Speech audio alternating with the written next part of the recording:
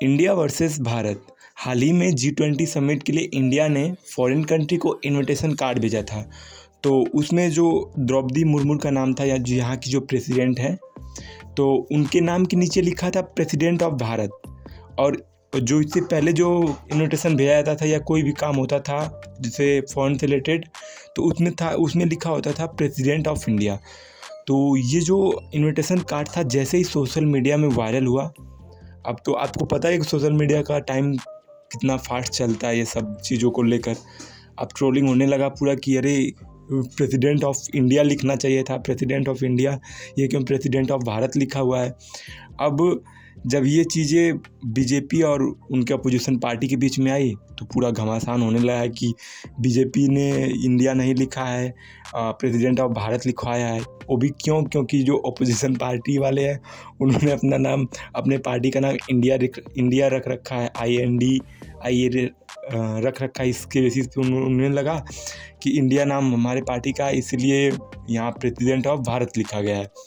और जब ये चीज़ें स्टार्ट हुई, थोड़ी सोशल मीडिया पे चीज़ें आई, तो अब ये चीज़ें बाहर भी जाने, फॉरेन के भी जो मीडिया में वहाँ भी चलने लगा कि जो अपना इंडिया है अपना नाम रीनेम करने जा रहा है, इंडिया की जगह भारत रखने जा रहा है। तो आप अगर सोचिए, जब ये बात हुई तो बीजेपी के जो भी लोग हैं उन लोगों ने बोला कि क्या हुआ अगर इंडिया की जगह भारत रखा जा रहा है, क्योंकि इससे पहले भी प्राइम मिनिस्टर ऑफ भारत का मतलब कई लेटर्स में लिखा जा चुका है कि प्राइम मिनिस्टर ऑफ भारत। तो prime minister of president of Bharat अगर लिखा भी गया तो क्या दिक्कत है, अगर बदल भी जा रहा है तो क्या दिक्कत है।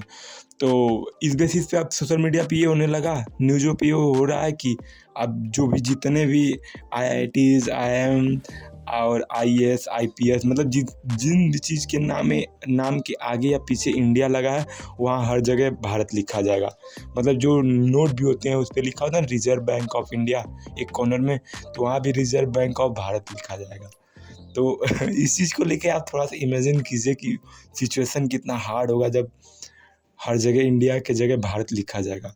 पहली बात तो होगी नोटबंदी, बहुत बड़ी वाली नोटबंदी, मतलब A से लेके पूरा Z तक जितने भी नोट होंगे, क्योंकि सब पे रिजर्व बैंक ऑफ इंडिया लिखा हो, तो reserve bank of Bharat her note पे लिखा जाएगा।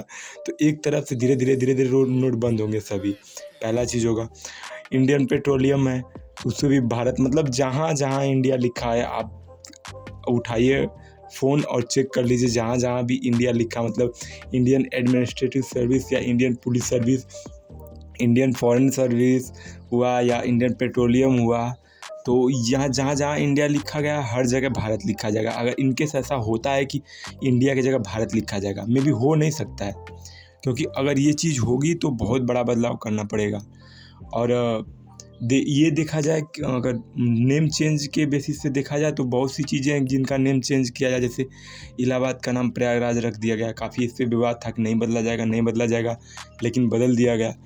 तो अगर इनकेस ऐसा होता है कि इंडिया का नाम अगर भारत रखा है तो भारत के कई नाम हैं, हिंदुस्तान, आर्यवर्त, इंडिया, ये सब भी हैं। लेकिन अगर इंडिया के जगह पे भारत अगर लिखा जा रहा है तो ये समझ लीजिए कि एक शून्य वाले पहलू से लेके अनंत तक नेम चेंज करना पड़ेगा, क्योंकि हर जगह इंडिया हो चुका है।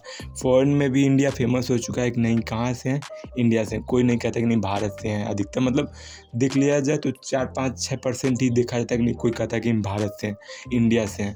क्योंकि अगर जैसे मॉडर्न, अगर सब कुछ आप मॉडर्न कर रहे हैं तो नेम भी तो मॉडर्न चलेगा। तो नेम को क्यों ओल्ड वे में ले जा रहे हैं, ओल्ड वे में ले जा रहे हैं तो सब चीज़ों को ओल्ड वे में लिख चलिए। नहीं तो जो चीज़ बन गई है, अब इसमें क्या दिक्कत है, इंडिया में क्या दिक्कत है।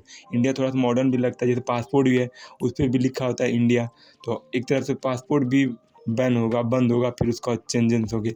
देखिए क्या क्या होता है फ्यूचर में। चलते हैं।